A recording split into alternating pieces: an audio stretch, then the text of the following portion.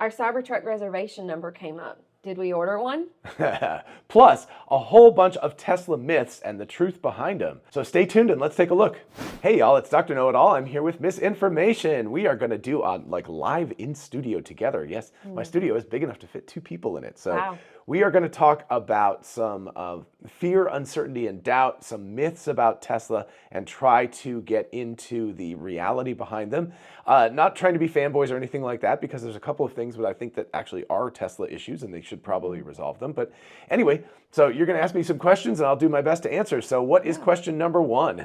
So for topic 1, and this is one that has been showing up in my news feeds a lot, and that is people getting stuck in their cars. Either 1, because their battery has died, or 2, there's a software update going on and they don't know how to get out of the car. Right. So these news, stories are everywhere right now. I gather that they are very popular. I, sort of live in that Tesla bubble, so I don't hear about that very much. But in the general public, and this is the exact reason why we're doing this video. So the first thing is, and I'll do a real quick video, there is a mechanical exit, like lever in the vehicle where you just got my thumbs up. I hate these things. Anyway, there's a mechanical lever in the car that will open the car even when it is absolutely dead. So you can remove the battery. So normally you want to use this button right here to unlock the door, but in an emergency, this button right here, this lever, you can pull up right there. It's mechanical in front of these guys. Don't normally use that. Normally use this, but in an emergency, there it is, and it's on the passenger side too. FYI, there are 2 batteries in the vehicle. There is the high voltage battery that drives the car, of course, which is the big thing that's under the vehicle. Then there's more or less of a standard 12-volt battery that you're used to from a gas car or a boat or anything like that. You just got this battery that plunks into the vehicle. That battery is the one that when that dies, that's a problem. So for older vehicles pre-2022 or maybe early 2023, they had lead acid batteries, which is basically exactly like batteries that have been around since you were born. They've been the same battery forever, 12-volt batteries.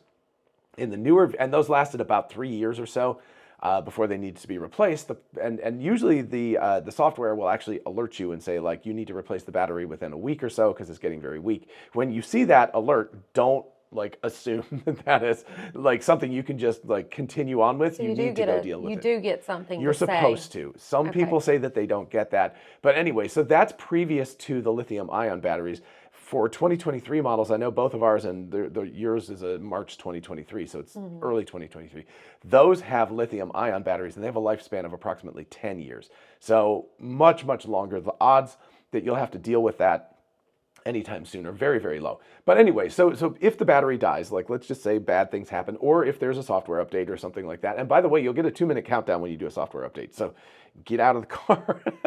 Anyway, there is a mechanical lever. So the way that you normally open the car is pushing the button on the top of the door handle, and again, I'll insert video here. But what you want to do instead, and you don't want to use this lever generally, and it will actually alert you to that. It'll say, don't do this over and over again or you'll damage the car door, because what the button does is it pushes the window down a little bit and then it opens the door. The mechanical lever doesn't do that, but it is not dependent on electricity at all. It will work. It's just a literal cable that goes in, and when you pull up on the thing, it just pops the door open. So you can always get out.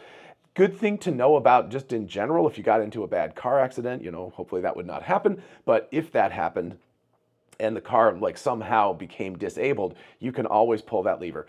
A very important note, however, is that those levers are not available in the back seat of the vehicle. So you would have to crawl into the front seat and open it from either the passenger or the driver door. So that is how you get out of the vehicle if the battery is dead or if the car is in software update mode. Another thing that I'll add, because I'm scared of things like this myself, is we have one of those window breakers in the car that, it has a razor to cut a belt if it needs to, and then it has the window breaker in the side. Not saying that I would break the window but I mean, those news articles are really scary whenever you see them, because people are saying, I think someone even live streamed that, they were hot and sweating and, they were in the car. And so that is really scary. And when you're in one of those moments and you start panicking and you don't know what to do, it is really scary. I think that kind of leads us into the next thing, talking about and we have conversations about this, about Tesla having better marketing as far as things like that go. You know, whenever you Right. purchase the car, someone's spending time with you to actually show you certain things. You know, and while I think that there could be more of that, because I've heard of people coming and Right. buying the car and then just, you know, okay, here you go, bye. Right. You know, that kind of thing. The other part is if you get in any vehicle, if you purchase any vehicle, there is, you know, as far as the consumer, there is a reasonable expectation that you're going to learn how to, you know, work this new technology that you've Right. just purchased. You know, RTFM. So I think that's a good point, though. I think the reason why people get tripped up is because EVs are new. Like if it's your first electric vehicle, it's very different. Whereas you grew up with a gas car. So your parents drove it when you were a child. You've had ones. They're all generally the same. Yeah, there's more or less technology, but you can get in the car, crank over the ignition, and just drive off. So you understand it. Now, to the defense of electric vehicles, they're the same. You get in the car and you just drive off. I think some people don't know where the drive thing is to put it in drive. A lot of people are expecting an on-off switch, which is in a lot of electric vehicles, they actually have an on-off switch, which is bizarre. But anyway, Tesla doesn't. I mean, you literally get in, put it in drive, and just go. So the basics of driving are available there, but then the rest of it does behoove you to understand the interface, all of that kind of stuff. And it really is good to at least make note of where that emergency latch is in the vehicle before anything bad happens. Because that's what happens. You get in panic mode and your brain shuts down and it just, you freak out. So you should know ahead of time so that you don't have to think about it then. Okay, so the next thing that kind of leads into this is retrieving dash cam footage. So everybody's seen the little clips online, and they use them. They're really great when accidents happen and things like that. But a lot of people don't know how to actually get that. And then I think we had an accident, not an accident, but the back glass of our 3 got busted not too long ago. And we went in to retrieve the card, and it had just stopped recording a few days ago because full. it ran out of space. This is something that actually Tesla should fix. It should have a rolling erasing. I don't understand it because it actually does rolling erase regular footage, but then what it'll do is fill up with Sentry mode events and things like that. But it should delete those too, because it's much more important to have the current whatever it is than something that happened several weeks ago. So that's something on Tesla. Where it is in the glove compartment. So, you open the glove box, which by the way, you can just push the button on the right and command the vehicle to do basically anything, which is a useful trick. So if you don't know where it is on the screen, just push the button, it'll go beep, you go open glove box, the glove box will open. Anyway, it's in there on the top left of the modern vehicles. You pull the stick out, it's just a USB-A flash drive. There's nothing magic about the that particular USB drive. You can buy, I think 128 is what it comes with, 128 gigs, but you could buy a terabyte one or something like that, or even a flash drive that has a USB-A connector to it, and you can record a lot of footage. So a lot of people do that. So if you are concerned about that, you can always buy a bigger one. They're very, very cheap nowadays. But it is something that Tesla should work on, is like making sure that the current thing is always being recorded no matter what, or at least that there's a big alert on the screen that's like, hey, the USB thing is full. Do you want to reformat it? Just click yes and go. Because there have been several incidents, including really cool things that have happened with the car in full self-driving that I didn't capture because it turned out the USB stick was full, and I was like, So it's something that Tesla should work on, but generally speaking, you should be able to grab whatever the last things were. You can also, there's a little camera button if you really want to record something, like if something dangerous happens or whatever, push the camera button. If an accident happens, if it detects an accident, it will automatically, save the last several minutes of footage. And if you beat the horn, doesn't it say? Yeah, you have to enable that option, but if you enable that option, it's in the menu somewhere. But if you enable that option, it will record on the horn honk, which is very useful. I would go through, I think it's under safety and security, and look under there. Anyway, once you do that, then if you honk the horn, which you generally do when something bad happens, then it'll automatically save the last, I think, 2 minutes or something along those lines. So it'll save a chunk of time. So that's very useful. But yeah, it's in the glove box. Pull it out. You've got yourself footage. Do you generally honk the horn if something bad happens? No, actually. We're in Georgia. Nobody honks the horn. But I do if I think about it. Like a lot of times what will happen is something emergency will happen, and I'll be like, oh, you're not thinking about honking the horn right then. You get out of the emergency, but then maybe, 20 or 30 seconds later, honk it, and it will remember that last chunk of time. I have done that sometimes. Not that I was in any danger, but I saw something ahead. I've honked the horn just so it would save it. Right, that right. kind of thing. And for good things too. It's just, when you honking the horn is one of those, like, you're alerting everybody, Yeah, whereas there's a little yeah. camera icon on the screen and you can push that and it will save things. So that's a little bit less aggressive around people. Yeah.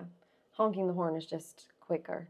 Yes, it's also very New York. That kind of leads me into the next thing that we were going to talk about, and there's a lot going around as far as the nagging of the wheel and things like that. And I think this has to do with those consumers or Tesla owners that didn't have the FSD before, so they weren't using the beta, and now they have it, and they are, upset that it requires them. But I saw one recently that was really going hard about it and saying that Tesla has taken away all of my knobs and things like that on my dashboard and put it into this screen, but now I can't look at the screen while I'm driving, and vice versa, that kind of thing. So I think that leads into it, and it is one of those things that you have to get used to. But I generally click the button a lot and command it to do things that I want it to do. So I've gotten really used to that. But what's your thoughts on that? So yes, it is weird because, of course, everything is on the screen to the right.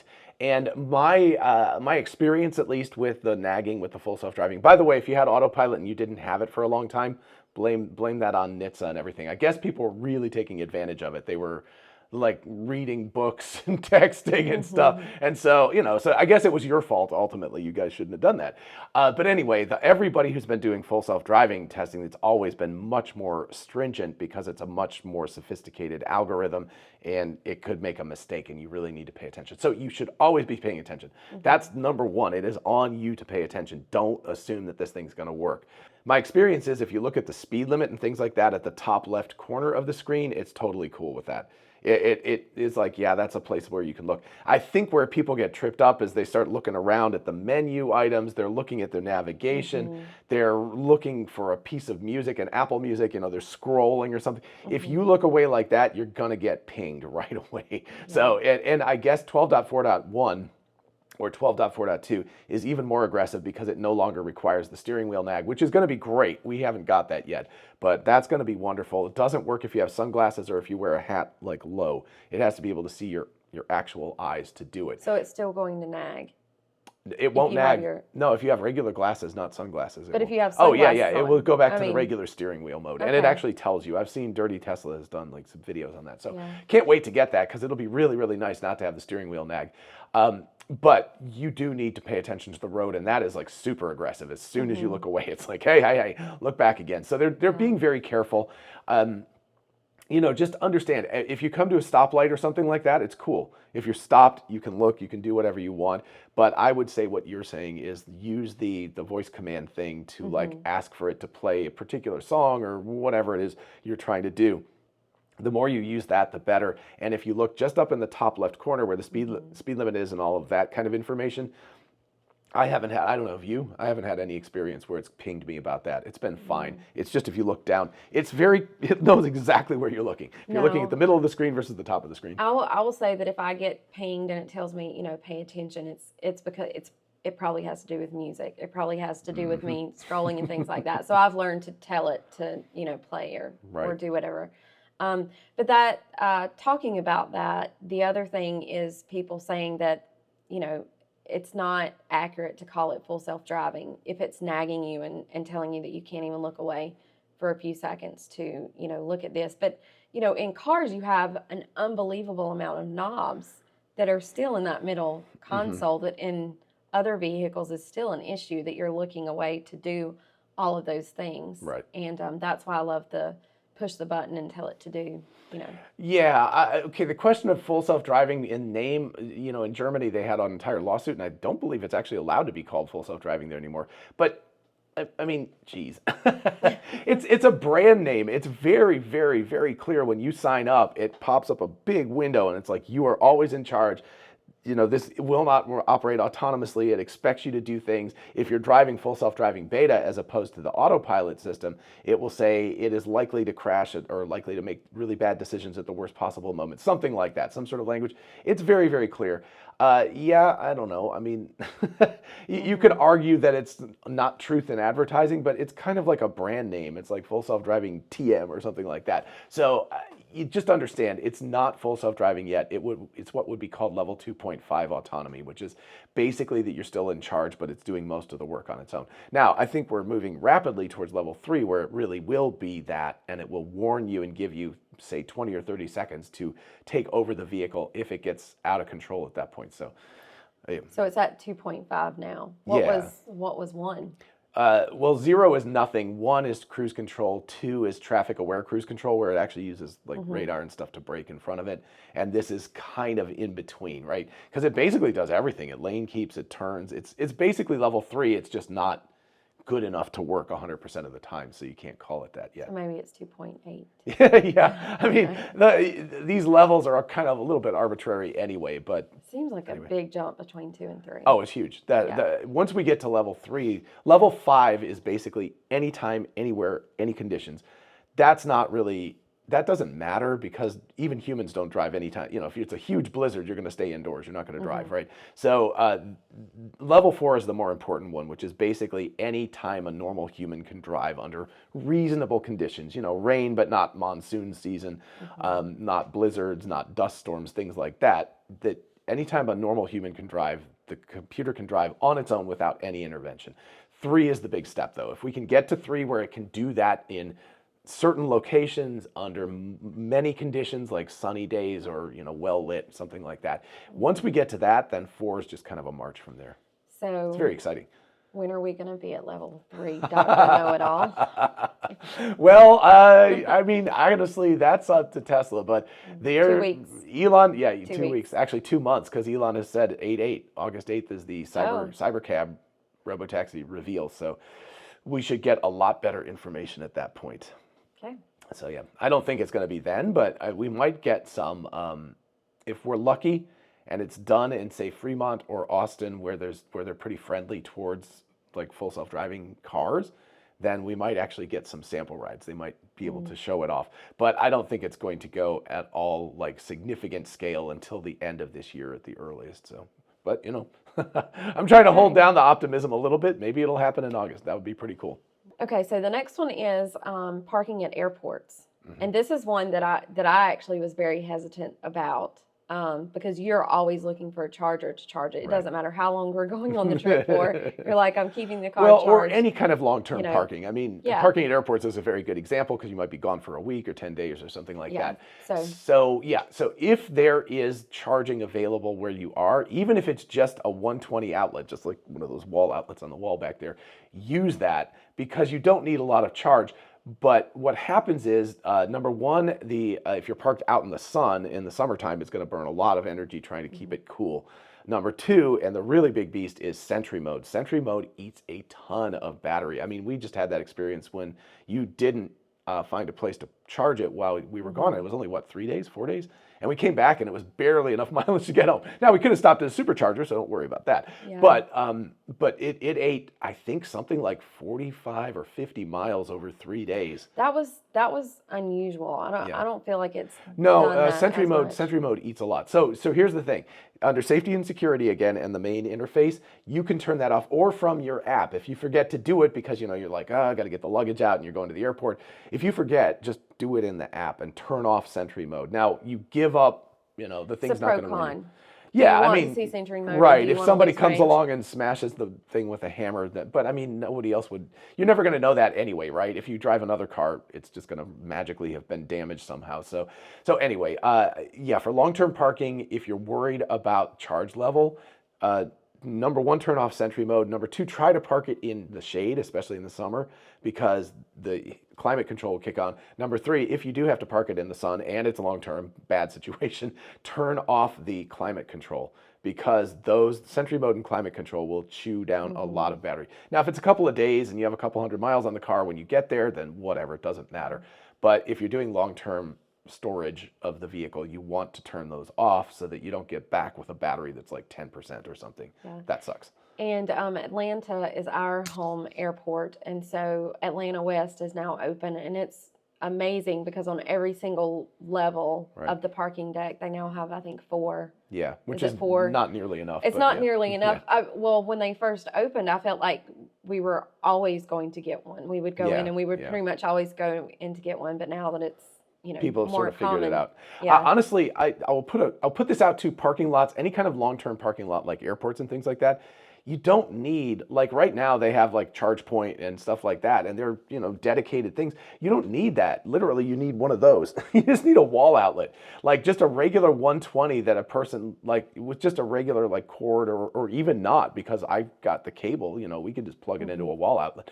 So I would just suggest for those kind of long-term things, the speed of the charging is inconsequential, because you're going to be gone for days. So who cares if it takes 24 or 30 hours to charge up? It doesn't matter. So just give us access to a lot of plugs, just standard 120 outlets. We don't need 4 dedicated ones because they get full and then we can't access the charging, and that's bad. So it kind of sucks to get to the airport and you're going to be gone for a week and you don't know if you're going to get access to charging or not. One thing about those ports is that you can't unplug someone's car, can you?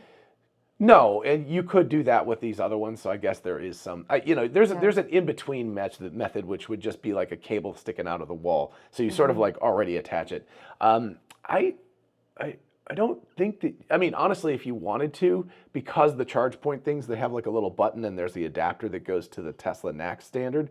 You could actually unplug it. Now the little thingy would still be in the car, but you could unplug it. So it would just be a real dick move. The other thing is that, of course, everybody should be changing over to North American charging standard, like all of the parking lots, because pretty much all vehicles sold in North America starting in January of 2025 are going to have that connector. So everyone should be moving towards that from CCS. So yeah, so it's getting into the weeds. So we won't need to have the adapter anymore. What will happen is the opposite. People who have the current CCS will need an adapter to go to Tesla's NACS. Yeah, but Ford, GM, everybody. Basically, everybody has said that they're going to go with that standard now. So, so next year that would be the standard to do, because then you don't need adapters anywhere. So, yeah. Okay. Here's one that I hear a lot about, and that I was really concerned about whenever we got. It didn't seem to be an issue on either of the Ys, but on my 3, I have the black, and around the door windows, that metal strip gets discolored, and it looks really, and I'm not one of those hand washer car people. I take it through the car wash. I don't care that it's not touchless. I just go through there, but it does cause some discoloring, and so there's a trick and some things that you can do to get that discoloring to go away. And what I found that works the best, I've heard lots of things, like I think maybe coconut oil or something like that. But what I've went with is the stainless steel wipes, just like the wipes for your refrigerator. Yeah. And that takes that away. By the way, I think that'll work on the Cybertruck too. If you have like any kind of Really? discoloration, you can use that stainless. Yeah, just like what you would do for a fridge. Well, I guess because it's a huge. Yeah, it's a giant fridge. That's basically what it is. The other thing about it, and this is important, is there is what's called a car wash mode, because a lot of people, I think, complain about things happen, like the windshield wipers go off and stuff. You can either go into service, I think it's service car wash mode, or again, just push the button, go enter car wash mode. And then it'll go into car, it'll confirm it'll be like that. And then you can do it while you're in line, because if you don't go over 10 miles an hour, it will stay in car wash mode. The other thing is that in order to put the car in neutral, a lot of people have problems with this, including you. I have so much anxiety going into the car wash. So if you're in drive, and I have the stock version, so I'm not exactly sure how to do this with the version that just has the buttons and stuff, but I think there's just a button you push there. But anyway, what you do is if you're in drive, don't flick it up or it'll also go in reverse, but gently pull it up and hold it there for a second or two, and it'll pop into neutral. But you do that after the guy, the people like direct you into the little track, and then once you get there and it kind of locks and they're like, put it in neutral, just don't freak out, just hold up the stock just very gently, and it will eventually just go into neutral. And then you're in car wash mode, where it folds the mirrors, it shuts everything down, and then you're neutral, and you're just rolling, and you won't look like a noob. Yeah, well, as someone who has looked like a noob several times, because I will, when I know I'm going to the car wash, I'll stop somewhere, test it. I'll do it several times. Then I'll get there. Then I'll do it several times while I'm in line waiting. And then when I get up there, I can't do it. I can't do it. And then everybody's behind me is waiting, and the guy's trying to tell me what to do because they've learned what to do now. But the trick is in the amount of pressure. If you pull up hard, there's like a kind of a ratchety feel when it goes into reverse. It kind of goes, not like a click, but you can feel it. You don't want to pull up that hard. You just want to pull up gently and just wait like about 1 second, and it'll pop into neutral. So yeah.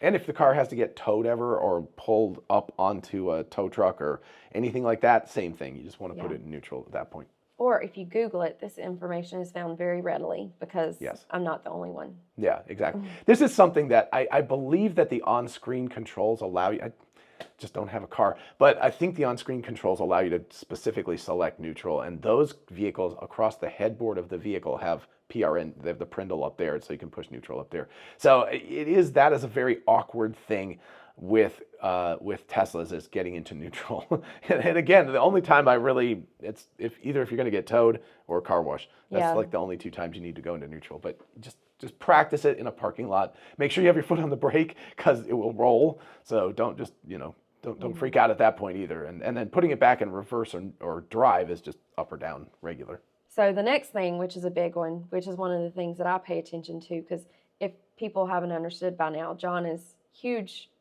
fanboy. I guess I just like driving the vehicle, but I like driving it when it's working. You're wearing the shirt today.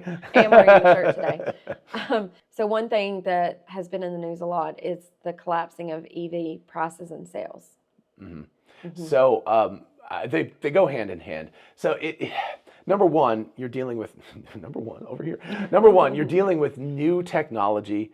If you think about, the cost of a phone or something, a smartphone, not Apple iPhones, because they've always just been very expensive. But if you think about like the cost of like an Android phone or something like that, getting a smartphone used to cost at least $600-700. Now you can get a decent smartphone for like $150, right? So there's a deflationary force that in terms of new technology like this. So that's going to happen with electric vehicles too, because they're very new, they were expensive to build, they're getting cheaper to build. The secondary thing, of course, is COVID. That messed everything up because it created this artificial huge bubble in terms of all cars, not just EVs. I mean, during COVID, you were actually able to. They cost more than what we had. Yeah, we could have for a period of time we could have sold our 2020 Model Y, for several $1,000s. I think maybe $5,000 or $8,000 more than we bought it for new, which is insane. Yeah. So some of that is just leveling back out again to get more normal. But then there is the kind of over that layer is a reduction in kind of early adopters of EVs have sort of bought out the cars. And so they're either replacing those cars or holding on to them for a while. So there's a bit of a softening. There isn't a collapse. This is something like mainstream media is very, very happy to talk about the collapse of EV sales. Every statistic in China, in Europe, in the United States even, the increase is still going on. Every year there's more and more EV sales in all of those regions, which are the main three regions. What's happening is that the percent increase has gone down significantly. And part of that is early adoption has kind of reduced. And so we're now getting to the mainstream, and there's a little bit of a hiccup there. Got to cross the chasm. That's one of the famous sales books or whatever. But another of the major factors is that the interest rates have gotten so ridiculously high that these cars all effectively cost a lot more money, right? If you look at something with 2% interest and it might cost you $600 a month, just whatever, and then suddenly you're up to 7% interest or 6% interest and it's costing you, $700 a month, $800 a month. It's costing a significant amount more money. And most of us normal people are not getting raises at that kind of a level, so that our, amount of money that we have to spend is going up equal to the amount of increase of the cost of buying a car, buying groceries, mortgaging your house, et cetera, et cetera. So all that being said, all cars are kind of depressed right now. All new car sales are depressed right now. Yes, EVs, I think, are depressed a little more than regular vehicles. It's again, hard to tell. Statistics indicate otherwise, but the news and anecdotes indicate that there's a significant depression in new car sales in the electric vehicle space. But here's the advantage. It used to be that used electric vehicles were very, very expensive, But now what's happening is used ones, you can get one with 30, 40, 50,000 miles on it for a really good price now. And in the United States, if you're the first resale customer and the car qualifies, so you have to check all that stuff. I think it's either $4,000 or $4,500. I think $4,000. You can get a $4,000 rebate. So you can't be the third. You can't, like, you buy it new, you get $7,500. You buy it used the first time, you get $4,000. You buy it used the second time, you don't get anything. But that's worth checking on. Yeah, so that reduces the cost even more. So let's say you could get a Model 3 or whatever, for like $22,000, $24,000, $25,000. You can then effectively take another $4,000 off of that. So that makes the car really affordable. Is that buying from another dealer, or can you do that private party as well? Could you claim that on your taxes? I believe you can do it private party, but it might be claiming on your taxes. I think if you go to an auto dealer, then they can take it off at point of sale. I don't know, because I haven't bought it. Private party wouldn't make sense to take it off at point Yeah, of sale. I mean, if I was selling the vehicle, I couldn't do that for you because Yeah. I don't have that capability. But I believe the dealers can actually do that or fill out some paperwork. So you'd have to check, but also check that the used vehicle qualifies, because a lot of them don't. And that's also a big thing, because there's the whole how much Chinese componentry is in the car and all of that kind of stuff. It makes a big difference. But it is definitely worth checking. And I mean, when the new car market gets a little depressed, then the used car market gets depressed, and you can buy things for a lot cheaper than you did before. And so that's what I would do if money is important to you. If you want to keep supporting the EV transition, money is always important. No, but I'm saying there are some people who are like, more important for me to get a new car, more important to support these companies that are making this, making electric vehicles. I'll buy a new car. And of course, there's also just the fact that if nobody buys new cars, there are no used cars. As Brandon from Car Questions Answered talks about, it's like you got to have new cars into the system for there to be used cars in the system. All right, and for the last question, I'm going to flip it and I'm going to ask you the question. You've got the Cybertruck shirt on. We got our Foundation Series reservation number came up, and they were like, configure the vehicle. And I posted on X a while back and said, oh my gosh, what are we going to do? We're still debating about this. So anyway, since you've got the Cybertruck shirt on, why don't you give us your thoughts first, and then I'll chime in as we need to. Yeah, so we got the reservation actually at this point several weeks ago, and we were going, should we, shouldn't we, should we, shouldn't we? And I think we got to a point to where we were going to say no and say, no, this just doesn't make sense. We don't see why we would want to do this.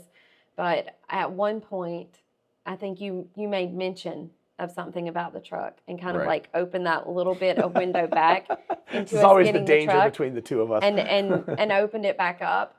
And I think we both got a little excited about it. And that was the thing that was like, oh, until that moment, I didn't realize that maybe I was a little sad that we didn't decide to go through with it. So we did some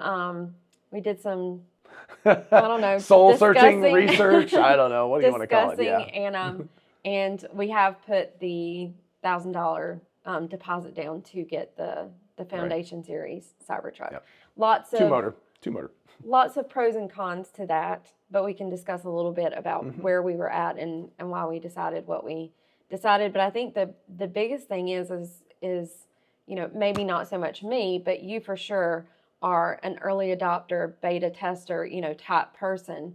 So that is what for us is making it make sense. So yeah, I'm an early adopter, but I'm also very financially conservative. So you can see like two things colliding with each other, because a Foundation Series truck is going to lose value rapidly. There's just no way around it. Now, if you keep it for 5 years, maybe it will have kind of a cachet, because people will be like, cool, this is like an original and I want that. So I think, you kind of have to make the leap that you are going to own this car for a long time, and then hopefully what will happen. And then I guess okay the depreciation. You're just okay with it. Yeah. Because you know going in that's what's going to happen. Exactly, right. Because we know that in another 6 months or so, there will be the regular version that will be $20,000 cheaper. The two-motor version, which is what we purchased, will drop down to $80,000, which means it qualifies. Assuming things haven't changed in the government and none of this stuff has changed, I don't know what will happen with that. But anyway, you could also get another $7,500 off that price. So effectively, you're looking at $72,000, $73,000. So that's a big chunk of difference between the two vehicles. And while the Foundation series has some nice things to it, it really doesn't have anything aside from full self-driving that separates it from the other version of the vehicle, and again, except for the laser etching. Now, one thing I would suggest to Tesla to really help us Foundation series people out, and it would be a nice thing to do, would be to allow us to sell it one time with full self-driving, like as a transfer, because that would be a cool thing to raise the value of the vehicle. It would be very, very nice. Because we're out there adopting early and paying extra for these vehicles, and it feels like there should be like some, like kudos to you guys. Thank you for supporting us. Wouldn't cost you anything because effectively the vehicle, it's software, so it's not like really incrementally costing anything. And there's not that many of these Foundation series trucks that are going to exist. So anyway, I would suggest that. I don't know that Tesla's ever going to listen, but that would be a nice thing to do. So one other thing that's important in our situation in particular is that I finally made Dr. Know-It-All into an LLC. And so I have no idea how to purchase the car as an LLC, but I think, I know that there are big tax benefits to doing that. If anybody knows about that stuff, definitely let me know in the comments. I keep reaching the wrong direction over here. Anyway, definitely let me know in the comments because I don't understand how to purchase the car. I'm actually kind of stalled out. We're like in the configuration thing and I'm like, I don't know how to do that because I don't want to ask for a personal loan, all of that kind of stuff. Anyway, I don't understand how to make that happen. So if somebody has knowledge, either, comment or definitely DM me on X because I would be interested to know. But I think that will have some benefit to it too, especially because it's over 6,000 pounds and that puts it into a special category, blah, blah, blah. Plus the fact, of course, every mile we drive is research for this channel. So anyway, that would be very, very helpful.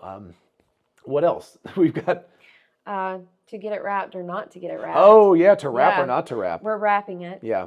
And by the way, if anybody wants to wrap it for us, we will put your company name on the wrap on the car because we will do that. So if you want to do that, also contact me. We will do that. Anybody, I guess you would have to, if you're in California, we probably can't do that. But if you're in the Atlanta, Athens, whatever, South Carolina area, we'll drive to you and we'll do a video on it of you wrapping the vehicle. So if you're interested, definitely let us know. But I just think that it's just as easy as I think it looks better with the wrap on it. So, Right. I don't know what your thoughts are on, because one of the other things about this is it's something that, we were bought into years ago, or I shouldn't say we, I should say you, because I was like, I don't know about that. Yeah, you've gotten really into this truck. So honestly, it wasn't until the delivery day where we went and I saw it in person that I was like, oh, okay, I get it. And then she saw the black wrap. And yeah, once you saw the black wrap, that was it. Yeah, so once I saw the black wrap, I was sold on it. Plus, I've been asking John to get us a pickup truck, or for me to have a pickup truck for years, maybe since I've known him, because I like to just randomly leave the house and come home with stuff. Yeah, which he doesn't. Which is dangerous. That is actually a very dangerous thing. You having more space. Which he doesn't love, but I would really love to have a pickup truck, and this is the only way I'm going to get one. Well, and there's so I think it's important. I really feel fairly strongly that this is going to be the last car that we purchase. Because I know, so I think it's funny when you say if you keep it 5 years. Right. And like you've said that several times that you think it's the last one. Well, I do, but I think it's going to take about 5 years for all of that to roll out. So, but I'm not saying that we're never going to have a personal vehicle, but that would be our personal vehicle, and then we will mostly just use robo-taxis, cybercabs. We'll just, for whatever we want to do, but then when we want to go on a road trip or something like that, and by the way, Cyberlander, I think will be a very important addition to it because that will fit in the bed of the vehicle and be a pop-up. If you haven't seen the video on that, definitely check that out. That's up here. It's also, really cool. Another thing that I've wanted since I saw it roll out, since Lance rolled it out, I was like, oh, that is exactly what I would like to have. Yeah. So that's I think he's calling it a lifestyle vehicle. That's what Cyberlander's calling it, which is cool. But again, think about it. For normal city driving, all of that kind of daily stuff, once you have these autonomous vehicles, and if they're cheaper than 72 cents a mile, which is the kind of common cost of owning a vehicle yourself, then why would you own a vehicle when you can just call up the Cybercab and go to work? I actually, I have to pay for parking at work where I am, so that's a pain in the butt, and that costs money, and I have to walk like, I don't know, quarter mile, something like that, several hundred meters to get to work. So if I could have a Cybercab just drop me off right in front of the building and not have to pay for parking and not have to pay for a vehicle and all of those expenses, and also get room in the garage. There are huge advantages. So I wouldn't really want to own more than one vehicle at that point. The one vehicle, and a truck is a perfect vehicle because it's the thing that you can't really get with a standard Cybercab, because you don't have access to such a large bed in most of the vehicles. Now, eventually, probably Cybertrucks will be on the list of things to rent. But again, you could put a Cyberlander in the back, go on a road trip, have a great time. That's all super, super cool. And I think actually once we decided to get the truck, the only hard decision that we had was tires and trim. Yeah, well, that's the only two decisions. You have 3 motors versus 2. Yeah, and then tires okay. and trim. Yeah. The tires was not a hard decision at all, because that felt obvious to both of us. Or maybe we just had the same Well, thought. I'm always, so if you get road tires, it's 340 miles of range. And if you get all-terrain tires, it's only 318. But the all-terrain tires just look so cool. It's just so like, we don't care about the 22 miles or whatever it is. Well, but the other thing is, eventually, after, you can always swap the tires out. So we could always get other tires if we want. But then the trim it's either white paneling or white whatever trim around it, or tactical gray. And that was a hard one. That is a hard decision, and I've went back and forth even since, and I haven't told you this. Oh, really? But even since then? we've made, because I've saw some videos of people with the white, and it just looks so clean and nice. And in our Y, we have the white seat, so we have the white trim, and it does look very clean and nice. But there was just something about we did go with the tactical gray. Is that what it's called? Yeah. That is what we went with. I think it's with the LED light bar, I think it'll be fine. Like if it didn't have that, I would be less inclined to do that. But the one problem with the white in the Model Y, because we live in Georgia, is it's very reflective, and so you get weird reflections on the windows and things like that. So I think the tactical gray will be a little bit more subtle. It kind of stays in that post-apocalyptic whatever kind of like idea with it. But anyway, so that's what we got. I don't know. we'll see how all of this goes. and I, for Tesla, if you guys are like, why are you guys slow rolling finishing the paperwork? It's literally because I don't know how to do it as an LLC. So if anybody can help with that, that would be super great. I would very appreciate it. So thank you so much. And of course, in general, we would love to hear your thoughts about all of this. Do you own a Cybertruck Foundation series? If and when your number comes up, are you going to say yes to it or no? Would it be a better idea to wait 2 years and buy a used one for probably closer to $50,000? There's a lot of questions. I know. It's like basically it'll be about half in 2 years what it is right now. I'm guessing, a rough guess. So those are all interesting questions, and we definitely would love to know what your thoughts are. And thank you to Misinformation for being on, and happy birthday to you. It was yesterday. Everybody who wished her happy birthday over on X, thank you so much for that. Yep. And we will see you in the next video. Bye-bye.